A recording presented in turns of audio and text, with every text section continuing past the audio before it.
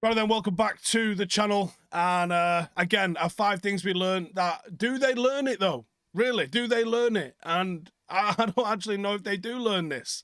Starting out at number 1, right? What the fuck is wrong with us? We couldn't hold a lead if we was walking a fucking chihuahua. This United side lacks everything. And that, you go, that's a bit dramatic. No, actually, it lacks everything. The defense can't defend. The midfield doesn't exist. The forward line is just... There's no cohesion in it. What are they supposed to be doing? What is the... Are they going onto the pitch with any idea of what they want to achieve in a game? Or are they just lads turning up at Power League, paying a fiver and having a laugh? Because it feels like it doesn't feel like people who are paid millions upon millions of pounds to be some of the best in their profession. They don't give the feeling of professional footballers. It's impossible to identify where you even start with this United team at the moment. That's why I say it lacks everything. What can you hold up at the moment and say Manchester United do this thing on the pitch really well? There's not what is it? Transitioning from attack to defense? No. Is it transitioning from defense to attack? No. Is it set pieces in attack? No. Is it set piece defending? Oh, absolutely not. Is it fucking throw-ins, goal kicks? What do we do? We do nothing that you can point your finger out and say we're really good at that. Actually, what we do there, mint. Nothing. 2. There's a proper weird vibe around United games at the moment. That 90 against Burnley and even the game against Coventry, and actually even the game against Sheffield United, right? These games have all had multiple goals in them, penalty shouts, leads changing, but they've been boring. And that's hard to describe to you, but they've been boring. Like, they've lacked excitement within the game. And obviously, like, people are going to say, wait, Coventry taking it to extra time with a penalty in the last minute is not exciting. No, it wasn't exciting. And the way the way United rushed into a 3-0 lead, there was nothing exciting about it. It was very matter of fact. It was like mechanical almost. It's like I said, it's a weird vibe and it's very hard to explain and it doesn't logically kind of makes sense. That's why I said it's a weird vibe. I can't say, oh, it's this. But even Sheffield United, it was weird. Like, obviously we've gone behind twice, we've come back, we've scored a load of goals, but there wasn't it's really hard to describe. There is a real energy to United and the way United play, or when it's good, it's good. Like, there was... Let's take it back to when we were good. Really good. 99. It didn't matter what the game state was, what the scoreboard said, because Manchester United just did Manchester United. And as the game ticked down, sometimes we would even increase the pressure. And you could see the quality and you could see the drive in the players. And there was a belief and energy that United was going to get over the line and get something done. 2008 sort of era was different because there was an invincibility about that team where you went, we're going to lose. The United 99 team was so gung-ho that it played like the best expression of football that I could say. This was my favourite team because it had that never beaten attitude. Whereas 2008 was you're not going to beat us attitude. Does that make... Like, do you understand there's a difference between those two sort of energies? This United team... The energy that this United team's got is, you might beat us. Yeah, you could probably beat us. It's not... It's weird. It's a weird energy and it's a weird vibe. Number 3, no urgency. Like, Burnley, we sort of went through the motions and there's a fine line between composed and a lack of urgency. And we can step it up, it seems, in the last 10 minutes, because quite often we are chasing games and it's required. But if you're a neutral watching United games, what are you looking at the rest of the game? It's awful. Awful. There is no urgency. There's almost no desire to go and score a goal. There was countless moments where we slowed the tempo before the opposition did, which was, it's a weird thing for us to do. And there's a number of reasons. It could be a combination of like, yeah, look, this team is made of a patchwork quilt of people who have been rushed back from injury and people who've had to play every single game because there's nobody else available. You know, but for me, it's counterproductive because if you end up the last 10 minutes scrambling, when if you'd have just maybe started with intensity and won the game in the first 20 minutes, then you can knock it around and enjoy the last 30, 40 minutes of a game because you did your job and the game was won. But this United team's incapable of holding on to a lead. So is it a tactic to like not start too fast because then you're still going to have to fuck about it? I don't know. I don't know. Number 4, Anthony. Ooh, where do we start on this? He scores a goal. He milks it when he scores it. The run and the finish was good. And he's still got the usual struggles in beating his man. But he looked sharper, I think is the kindest thing I can say for him yesterday. But he was still wasteful. He had 8 shots.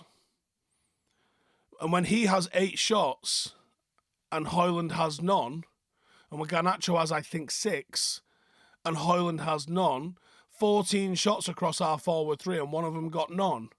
The guy who's meant to be the one that scores the goals, I think he got 4 touches of the ball, Højlund.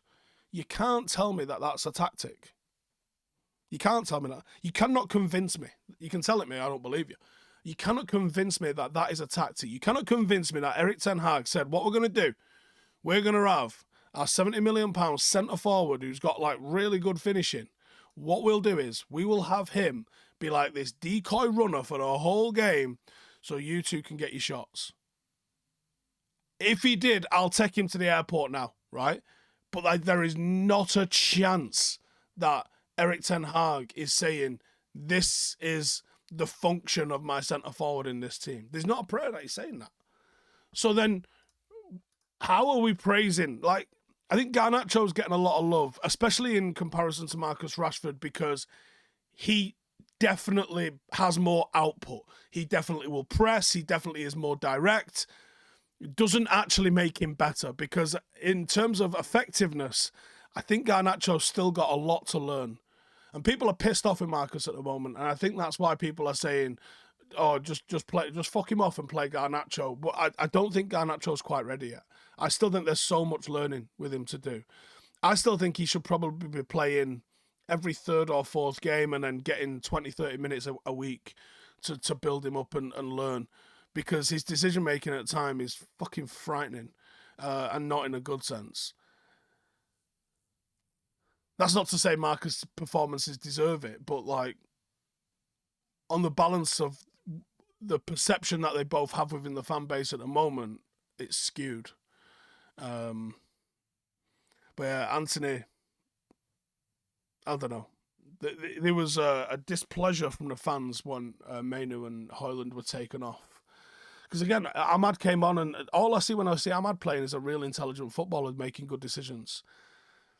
And when I see Garnacho and Rashford and Anthony not making any decisions and performing poorly, I go, what the fuck does this kid have to do to get given an opportunity? Number 5, same old, same old. That performance will have been very, very damaging for Ten Hag's future prospects at Manchester United. And again, injuries and all of the stuff he's dealt with this season are absolutely mitigating factors and absolutely should be taken into consideration when evaluating the performance of Manchester United this season. But when we see the same old, we see basically the same teams, the same lineups with the same ideas, that becomes less of a, this is what I had to make do with, and more of that was what I was trying to achieve.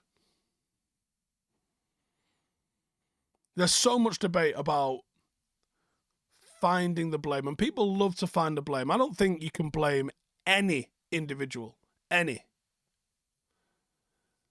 outside of Ed Woodward. And the people go, that's a bit... Well, no, because Ed Woodward fucking got the Glazers here, then was appointed as their fucking chief commercial fucking guru. Then he was given the job as CEO. And every decision that we have made up until about fucking 9 months ago has got Ed Woodward's fingerprints all over it. So if you're going to blame anyone, it's Ed Woodward. But still, the performances of this season, they can't be pinned on one guy. Ten Hag absolutely has to take some burden for some of the decisions and some of what we've seen this season. But again, there absolutely has to be mitigation in the fact that he's been unable to field Lisandro Martinez for more than what feels about 15 minutes this season. I have so many questions, and I don't have any answers. It's impossible to know what worked and what didn't. You know, the Mason Mount signing looks like a poor one. The Casemiro one in hindsight looks like a poor one. The Anthony one in hindsight looks like a poor one. I think Onana's been great on the whole. Dropped a bollock yesterday. And then this is even without talking about the absolute polarity in how refereeing Manchester United is versus refereeing other teams and against Manchester United. It's unfathomable. You know, some of the stuff that we've seen given penalties against us versus some of the stuff where we've seen penalties not given for us, it defies belief. Now, I think some of the penalty shouts yesterday were soft penalty shouts. But here's the problem. VAR has intervened and given those as penalties this season against Manchester United. So why is VAR... I mean, look at the fucking Rodri one at the start of the season, and then look at the half a dozen times Højlund's had that done to him, and we don't get a fucking sniff. Explain that to me. Explain that to me. Anyway, I've got a request for you, if you please. You've heard me talk about my little football team, Stretford Paddock. Well, check this out. Even. So this is 23 down to 50 of the most subscribed football clubs in Britain. You'll see at the top there, a European Cup winner. You got Norwich, Brentford, Rangers, Watford, another European Cup winner there in Nottingham Forest, and then Luton, the likes of Wrexham with fucking Ryan Reynolds and blah, blah, blah, blah, Sunderland, Derby County, under the radar, it's another YouTube team. But Birmingham, Swansea, and then you'll notice Stretford Paddock FC. We are currently the 42nd most subscribed to team on YouTube. So I've got a favour. I need 500 to catch Stoke.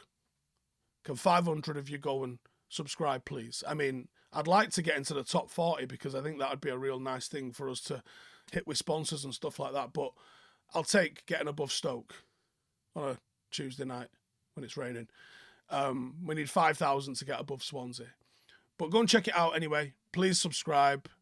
If you love football and VAR especially, that sort of shit is doing your head in, well, come and have a look at what we're up to down there.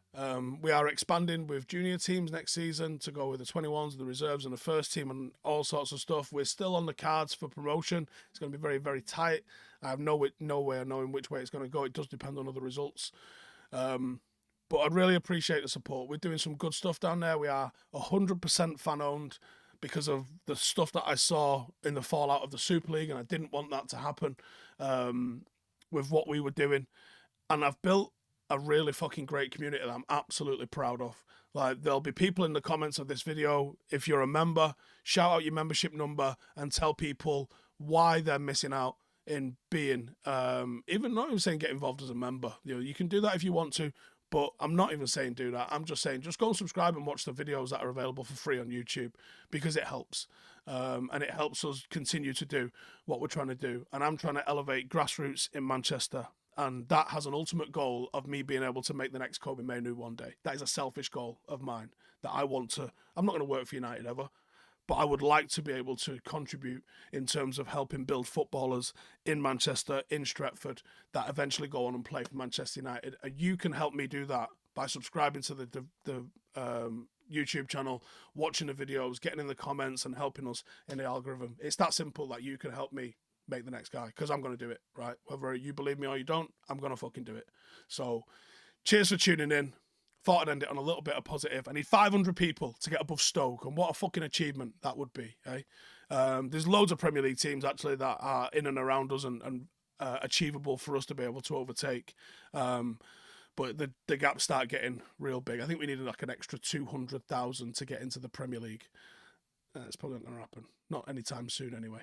But cheers for everyone for tuning in, and thank you if you have gone and subscribed, and you can help us try and make our own version of Kobe Manu that goes on and actually stops this bullshit happening at Manchester United. Nice one. See you in a bit.